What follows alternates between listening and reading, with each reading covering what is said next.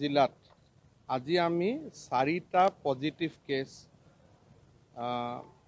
বৰপেটা চিকিৎসা মহাবিদ্যালয়ে 4টা পজিটিভ কেছ কনফাৰ্ম কৰিছে। আফিয়া খাতুন আমি যোৱাকালি পজিটিভ পাইছিলোঁ, পৰহি যোৱাকালি হস্পিটেলাইজেশ্যন হৈছিল। আজি আমি 4টা পজিটিভ কেছ পাইছোঁ। এটা হ'ল অনুপম ঠাকুৰীয়া চাপ্ৰাকাটা, অনুপম ঠাকুৰীয়া তেখেত চাপ্ৰাকাটা, দীপক মল্লিক তেখেত আমাৰ আমগুৰি পাৰ্ট 2, ববিতা বাজপুৰ বঙাইগাঁও শ্বহীদ বেদী আৰু মীনা বিশ্বকৰ্মা ৰেলৱে কলনী বঙাইগাঁও। এতিয়া 3টা কেছ আমি বঙাইগাঁও নগৰৰ পৰা পাইছোঁ, টাউনৰ পৰা পাইছোঁ। গতিকে 3টা কেছৰ 3 কিলোমিটাৰ ৰেডিয়াছত ডিচিয়ে কণ্টেইনমেণ্ট জোন ডিক্লেয়াৰ কৰিব আৰু বঙাইগাঁও জিলাখনো আমি ৰেড জোন হিচাপে ডিক্লেয়াৰ কৰাৰ বাবে সিদ্ধান্ত লৈছোঁ, কাৰণ ইয়াত 5টা কেছ আমি এতিয়ালৈকে কণ্টিনিউৱাছলি আমি পাইছোঁ। বঙাইগাঁও ৰাইজৰ সহযোগিতা লাগিব, কাৰণ এই গোটেই 4টা কেছৰ কোনো কণ্টেক্ট হিষ্ট্ৰী নাই। এওঁলোক কোনো পজিটিভ কেছৰ লগত সম্পৰ্ক নাছিলে। সাধাৰণ জ্বৰ হোৱাৰ কাৰণে সন্দেহবশতহে আমি চেম্পলবিলাক পঠাইছিলোঁ। যিহেতু অসমত এইটো প্ৰথম ঘটনা হ'ল যে জনা কণ্টেক্ট হিষ্ট্ৰী নথকা, অৰ্থাৎ অমুকৰ হৈছিল, অমুকৰ পৰা অমুকলৈকে হৈছে, তেনেকুৱা এইটোত ঘটনা নহয়। এই 4গৰাকীয়ে ক'ৰ পৰা পালে এইটো বিশদ এটা অনুসন্ধান কৰিব লাগিব। অকণমান ববিতা বাজপুৰৰ ক্ষেত্ৰত অলপ ধৰিব পৰা যায় যে ঠিক আছে, জামালুদ্দিনো হস্পিটেলত আহিছিল, এখেতো হস্পিটেল কলনীত থাকে, কিন্তু তেনেকৈ দূৰক লৈ যদি ভবা যায়ো বাকী 3জনৰ ক্ষেত্ৰত ভবাৰ কোনো আমাৰ হাতত তথ্য আজিলৈকে নাই। সেইকাৰণে বঙাইগাঁও ৰাইজ সাৱধান হৈ থাকিব লাগিব আৰু 4টা কেছ কমিউনিটিৰ পৰা পোৱাটো, তাক আমি কমিউনিটি ট্ৰেন্সমিশ্যন বুলি ক'ব নোৱাৰোঁ, কিন্তু কণ্টেক্ট হিষ্ট্ৰী নথকা 4টা কেছ পোৱাটো এটা অসমৰ ভিতৰতে প্ৰথম ঘটনা হৈছে। এতিয়া আমি লাহে লাহে অহাকালিৰ ভিতৰত আমি গম পাম যে এওঁলোকে কাৰোবাক লগ পাইছিল নেকি, বা কোনোবা বাহিৰৰ পৰা অহা মানুহৰ লগত এওঁলোকৰ সংস্পৰ্শ হৈছিল নেকি। এই কথাবোৰ আমি লাহে লাহে জানিব পাৰিম, কিন্তু আজিৰ মুহূৰ্তত বঙাইগাঁও ৰাইজে অত্যন্ত সাৱধানতাৰে থকাটো প্ৰয়োজন। আমাৰ মন্ত্ৰী ফণীভূষণ চৌধুৰী ডাঙৰীয়া, মই, চন্দন ব্ৰহ্ম, পীযুষ হাজৰিকা, আমি সকলো বহি জিলা উপায়ুক্তক যিখিনি পৰামৰ্শ দিব লাগে আমি দিছোঁ। আৰু গোটেই কেইগৰাকী পেচেণ্ট আমি এতিয়া গুৱাহাটীত মহেন্দ্ৰ মোহন চৌধুৰী হস্পিটেললৈকে লৈ যাম। বঙাইগাঁও হস্পিটেলত কোনো পজিটিভ কেছ নাথাকে, গোটেইখিনি কেছ আমি গুৱাহাটীলৈকে লৈ যাম। আপোনালোকৰ যদি কিবা ক'বলগীয়া আছে ক'ব পাৰে। আজি সেইটো চিন্তা, যিটো বঙাইগাঁৱত এতিয়া যিটো ঘটনা আমি দেখা পালোঁ, ইয়াৰ পিছত গোটেই কথাবোৰ নতুনকৈ চিন্তা কৰিব লাগিব। গতিকে গাইডলাইনৰ চিন্তা এতিয়া আমি কৰা নাই। যিহেতু যিটো বঙাইগাঁও জিলাত যিটো ঘটনা হ'ল, সেইটো চিন্তাহে এতিয়া আমাৰ মনত ক্ৰিয়া কৰি আছে, কাৰণ এইটো আজি প্ৰথমবাৰৰ বাবে আমি অসমত এনেকৈ ধৰণে ঘটনা পাইছোঁ। গতিকে সেই ঘটনাৰ পৰিপ্ৰেক্ষিততে আমি বাকী সিদ্ধান্তবোৰ ল'ব লাগিব।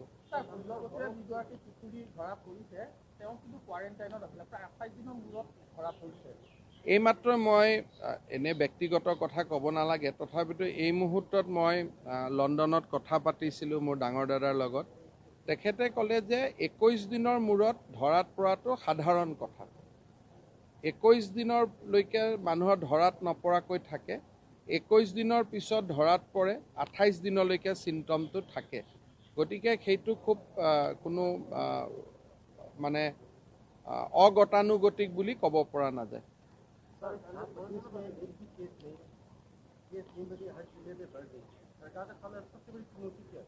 देखिए, केस तो बढ़ेगा जब तक वैक्सीन और मेडिसिन नहीं होगा, केस तो बढ़ेगा और हम लोग तैयार है कि केस तो बढ़ने वाला है और केस बढ़ेगा। ये तो हम जानते हो कि जो बीमार का कोई वैक्सीन और मेडिसिन नहीं है तो उसको केस बढ़ने से तो आप रुकवा नहीं सकता है, लेकिन कम कितना कर सकता है। अभी असम में आज ये सार भी पकड़ी है तो 11 केस ही होगा एक्टिव केस। तो भारत का बाकी प्रदेश से थोड़ा सा हम लोग अभी भी कम है, लेकिन ये कोई पॉलिटिकल गेम नहीं है कि भाई हमारा यहाँ केस नहीं होगा, हम फ्री है, मुक्त है। ये वो नहीं है। जब तक वैक्सीन और मेडिसिन नहीं निकालेगा तब तक हम एक नोटिस में रहना ही पड़ेगा। उसमें कोई पॉलिटिकल अखाड़ा नहीं है कि हम इतना कर देगा, हम इतना कर देगा। वो तो ऊपर वाला का बात है। मैं तो ये बोलता हूँ कि बंगाईगांव का लोगों को भी डरना चाहिए थोड़ा, और जितना डरा हुआ है थोड़ा उनसे भी और थोड़ा डरना चाहिए। इसलिए सिटी टाउन में सार केस मिलना और जिसका कोई कॉन्ट्रैक्ट हिस्ट्री नहीं है वो इजी बात नहीं है। सो डर के डिस्ट्रिक्ट एडमिनिस्ट्रेशन को भी मदद करना चाहिए। अगर डिस्ट्रिक्ट एडमिनिस्ट्रेशन बोलेगा कि घर से बाहर मत निकालिए, नहीं निकालना चाहिए। अगर डिस्ट्रिक्ट एडमिनिस्ट्रेशन बोलेगा कि जर्नलिस्ट थोड़ा गैप हो जाइए, गैप होना चाहिए। तो अभी आप लोग को कोऑपरेट करना पड़ेगा कि इसलिए बंगाईगांव का माहौल ठीक हमारा हिसाब से बिगड़ा हुआ है, इसको ठीक करना पड़ेगा। और कल हम ये चारिटा जगार पर 5टा आफिया खातुनके धरी 5टा जगार पर अहाकाले आमी 25टा सैम्पल लम, जाते आरु कारोबार घरत आछे नेकी रेन्डम बेसिसत आमी सैम्पल लम, आमी टेस्ट करिम और जिमानखिनि करिब पारो आमी करिम। किन्तु बंगाईगांव नगৰৰ राइजे जिला प्रशासनक जाते 100% सहयोगिता करे तार बाबे मैं आवेदन करिम। নাই এইটোতো জ্বৰ হোৱা ঘৰত থকা কেছ, সাধাৰণ কোনো লিংক নাই, কোনো কথা নাই। এতিয়াতো 4জনক গুৱাহাটী লৈ যাম। 4জনৰ যি সম্পৰ্কীয় মানুহ তেওঁলোকক আমি কোৱাৰেণ্টাইনত লৈ যাম। আমি কাক কোৱাৰেণ্টাইন কৰোঁ? কাৰোবাৰ ট্ৰেভেল হিষ্ট্ৰী থাকিলেহে। এওঁলোকৰ একো কথা নাই, এওঁলোকৰতো মানে সাধাৰণ মানুহ। গতিকে কোনোবা যদি ৰেলৱে কলনীত থকা মানুহৰ লগত কোনোবা ৰেলত কোনোবা মুছাফিৰ আহিছিল, সম্পৰ্ক হৈছিল, বা কাৰোবাৰ হাজবেণ্ড ক'ৰবাত কাম কৰে, কাৰোবাক লগ পাইছিল, এই কথাবোৰতো আমি পিছত জানিব পাৰিম। এতিয়া সাধাৰণ জ্বৰ হোৱাৰ কাৰণে সন্দেহবশতঃ আমি ৰেলৰ পৰা চেম্পলকেইটা পঠাইছিলে, আমি টেষ্ট কৰোঁতে পজিটিভ পাই গ'লোঁ। এইটো হ'ল অনুপম ঠাকুৰীয়া, 18 বছৰীয়া ল'ৰা, জ্বৰ হৈ আছে।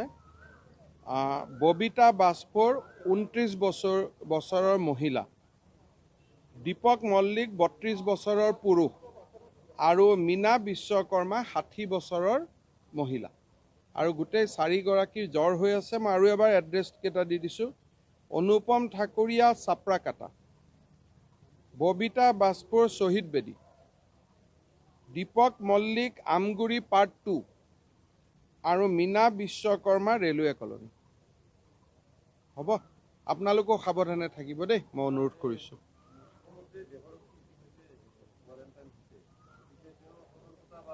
কাৰ মুখ্যমন্ত্ৰী ডাঙৰীয়াৰ যিগৰাকী দেহৰক্ষী কোৱাৰেণ্টাইন হোৱা বুলি কৈছিলে, তেওঁ ৰাতিপুৱা এক্সাৰচাইজো কৰিছে, দৌৰি আছে। যোৱাকালি অকস্মাতে অকণমান গাটো বেয়া লাগিছিলে, তাত কোনো ধৰণৰ চিন্তা কৰিবলগীয়া কথা নাই। আৰু তেওঁ ৰাতিপুৱা এক্সাৰচাইজো কৰিছে, ৰাতিপুৱা খেলিছেও। যোৱাকালি অলপ গাটো বেয়া হোৱাৰ কাৰণে সাৱধানতা বশতহে তেওঁক আমি কোৱাৰেণ্টাইন কৰিছিলোঁ যে তুমি ৰেষ্ট লোৱা, কিন্তু ৰাতিপুৱা তেওঁ খেলা ধূলা চব কৰিছে।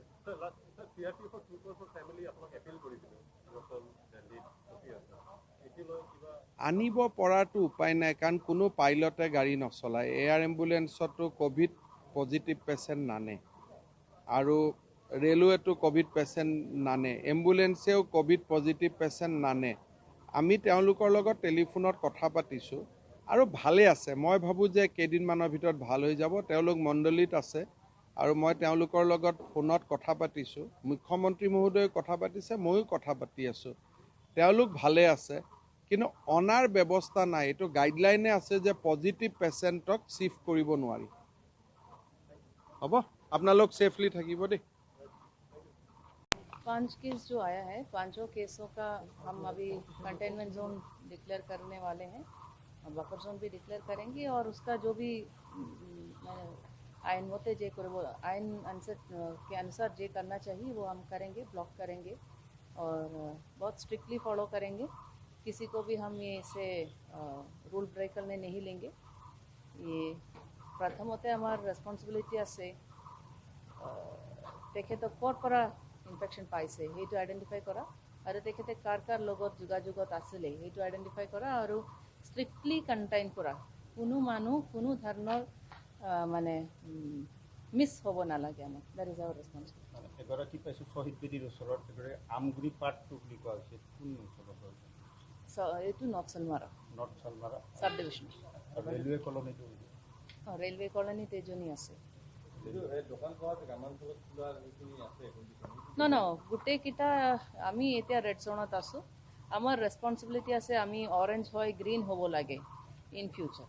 এইটো আমাৰ এফৰ্ট আছে। যিমান মেক্সিমাম নাম্বাৰ অফ মানুহ আছে ইনফেক্টেড তেখেতক আমি আইডেণ্টিফাই কৰিব লাগিব আৰু কণ্টেইনমেণ্ট জোনৰ ভিতৰত দোকানবিলাক নচলিব। বঙাইগাঁও ৰেলৱে কলনী আমি মানে এক্সাক্ট এড্ৰেছবিলাক আমি তেখেতক আইচলেট কৰাৰ পিছত আমি দি দিম। সাংবাদিকক কোৱাৰেণ্টাইনত ৰখা হৈছে হয়, কেইজন আছে? 7-8 লোক শায়দ হোম কোৱাৰেণ্টাইন কৰা হৈছে। বাইদেউ এই যিজন এই ভাস্কৰ উপাধিৰ মানে মহিলা তেওঁতো হস্পিটেলৰ ইয়াত কাম কৰে, তেতিয়াহ'লে হস্পিটেলৰ গোটেইখিনিকে কোৱাৰেণ্টাইন হ'ব? हाँ, बोंगेगांव ब्लॉक PHC बंद रहेगा और उसका গোটেইকেইটা স্টাফো কোৱাৰেণ্টাইনত যাব, ইনষ্টিটিউচনেল কোৱাৰেণ্টাইনত যাব। বঙাইগাঁও নিবাসী শ্ৰদ্ধেয় ৰাইজ সকলোকে মই এটা অনুৰোধ কৰিব বিচাৰিছোঁ। আমাৰ বঙাইগাঁও এতিয়া 5টামান কেছ আহিছে। আমাৰ ৰেছপন্সিবিলিটি আছে আমি আৰু কেছ আমাক ইয়াত মানে যদি আছে আমি আইডেণ্টিফাই কৰিব লাগিব। কিন্তু ইভেন 1% আৰু এই ভাইৰাছটো পাব নালাগে।